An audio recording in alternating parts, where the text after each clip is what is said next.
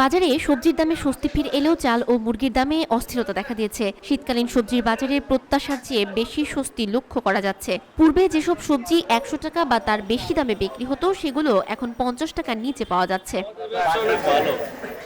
রাজধানীর বিভিন্ন বাজারে প্রায় সব সবজি কেজি প্রতি ৬০ টাকার নিচে বিক্রি হচ্ছে। মূলা, শালগম, শিম, গাজর, চিচিঙ্গা, উচ্ছে, বেগুন, টমেটো, বরবটি, ফুলকপি, বাঁধাকপি এবং লাউয়ের দামে উল্লেখযোগ্য কমতি দেখা গেছে।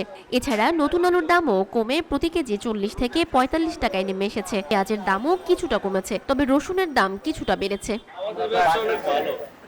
তবে সবজির বাজারে এই স্বস্তি চাল ও মুরগির বাজারের অস্থিরতার কারণে ম্লান হয়ে যাচ্ছে। গত ২ সপ্তাহে চালের দাম কেজিতে ১০ টাকা পর্যন্ত বেড়েছে। বিশেষ করে মিনিকেট ও নাজিরশাইল চালের দাম উল্লেখযোগ্য হারে বৃদ্ধি পেয়েছে। মিনিকেট চাল এখন কেজিতে ৭৮ থেকে ৮০ টাকা এবং নাজিরশাইল চাল ৮০ থেকে ৮৬ টাকায় বিক্রি হচ্ছে। BR-২৮ এবং মোটা চালের দামও কিছুটা বেড়েছে। চালের দাম বৃদ্ধির পেছনে ধানের দাম বৃদ্ধিকে কারণ হিসেবে দেখানো হচ্ছে, যা সাধারণ ক্রেতাদের জন্য চাপ সৃষ্টি করছে।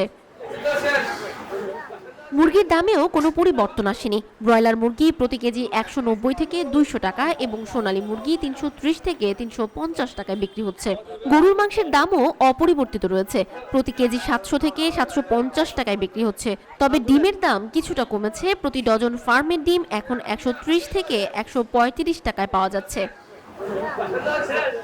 সব মিলিয়ে সবজির বাজারে স্বস্তি ফিরে এলেও চাল ও মুরগির দামের অস্থিরতা সাধারণ মানুষের জন্য চাপ সৃষ্টি করছে। সবজির দাম কমায় কিছুটা সাশ্রয় হলেও চাল ও মুরগির দাম বৃদ্ধির কারণে সেই সাশ্রয় ম্লান হয়ে যাচ্ছে।